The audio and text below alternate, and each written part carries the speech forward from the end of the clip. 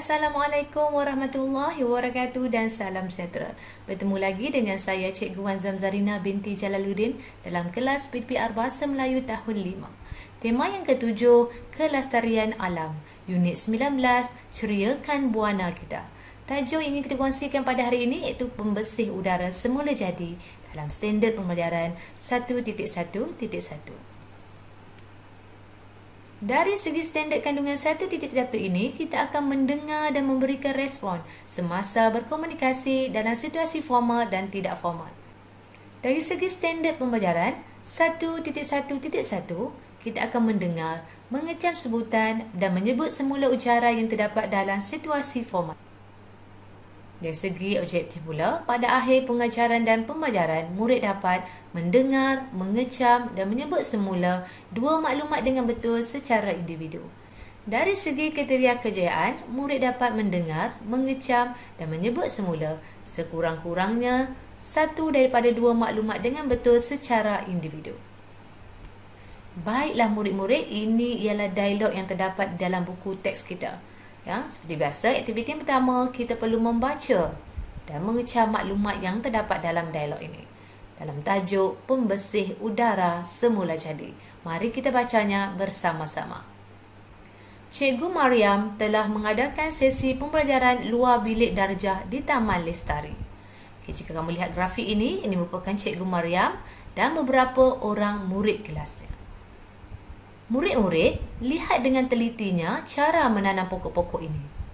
Baiklah cikgu, kami akan melihat dengan telitinya cara cikgu menanam pokok-pokok ini. Untuk makluman kamu, pokok lidah jin, pokok laba-laba dan pokok pakis bostan ini boleh membersihkan udara secara semula jadi. Misalnya, pokok lidah jin dan pokok laba-laba memiliki daya serap yang sangat tinggi terhadap gas-gas beracun yang bebas di udara. Pokok pakis bostan pula mampu membersihkan dan melembabkan udara. Ini perbualan di antara Cikgu Mariam dan murid-muridnya sewaktu sesi pembelajaran luar bilik darjah. Mereka telah diajar untuk menanam beberapa jenis pokok iaitu pokok lidah jin, pokok laba-laba dan pokok pakis bostan. Ya, di mana pokok-pokok ini mempunyai keistimewaannya yang sendiri. Ya, jika kamu lihat pokok lidah jin, pokok laba-laba dan pokok pakis bostan ini boleh membersihkan udara secara semula jadi. Ini kerana pokok lidah jin dan pokok laba-laba memiliki daya serap yang sangat tinggi terhadap racun-racun yang bebas di udara. Manakala pokok pakis bostan boleh membersihkan dan melembabkan udara. Jadi inilah penerangan cikgunya tentang beberapa jenis pokok-pokok yang boleh membersihkan udara secara semula jadi. Jika kamu ingin memastikan kawasan persekitaran rumah kamu berada dalam keadaan udara yang bersih, marilah kita menanam pokok-pokok ini di persekitaran rumah. Okey, kita teruskan dalam slide yang seterusnya. Aktiviti yang seterusnya, kita perlu menyebut semula maklumat yang dibaca. Ya, jadi kita perlu menjawab soalan-soalan yang diberikan dan kita menjawabnya dalam bentuk ucaran. Okay, kita lihat yang pertama. Afifi, apakah keistimewaan ketiga-tiga pokok ini? Ya, ini Afifi. Mari kita lihat apakah jawapan Afifi. Keistimewaan ketiga-tiga pokok ini ialah boleh membersihkan udara secara semula jadi. Mana Afifi dapat jawapan ini? Daripada penerangan Cikgu Mariam sebentar tadi. Okay, lihat soalan yang kedua. Teenage, bagaimanakah pokok-pokok ini berfungsi kepada alam sekitar? Jadi teenage perlu memperjelaskan keistimewaan pokok-pokok ini kepada rakan-rakan yang lain. Mari kita lihat jawapan ataupun ucaran yang diberikan oleh teenage.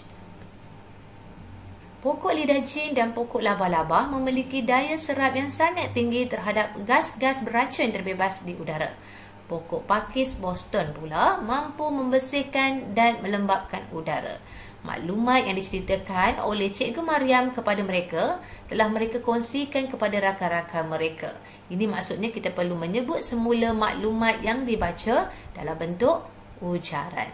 Kejelasan murid-murid, keistimewaan pokok-pokok ini dan kita boleh menanam di persekitaran rumah untuk memastikan udara persekitaran rumah kita berada dalam keadaan yang segar. Okey, jika jelas, kita teruskan dalam aktiviti yang seterusnya. Baiklah murid-murid, seperti biasa cikgu ada kongsikan Letter Interactive World Games yang kamu boleh dapat dalam link penerangan video cikgu. Kamu boleh klik link tersebut dan jawab soalan tentang tajuk yang kita pelajari pada hari ini, iaitu beberapa jenis pokok yang boleh membantu kita untuk memastikan udara berada dalam keadaan yang bersih. Okey, jelas ya murid-murid? Cikgu juga ingin kongsikan nilai murni kita pada hari ini, iaitu menghargai khazanah alam, ya.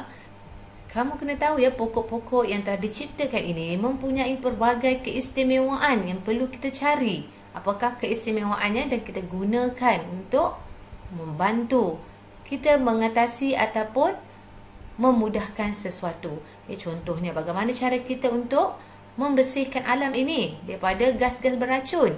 Kita perlu menanam beberapa jenis pokok untuk memastikan kawasan persekitaran kita ini berada dalam keadaan yang selamat. Hargailah khazanah ataupun keistimewaan pokok-pokok yang telah dicipta oleh Allah ini supaya kita gunakan dengan sebaik-baiknya.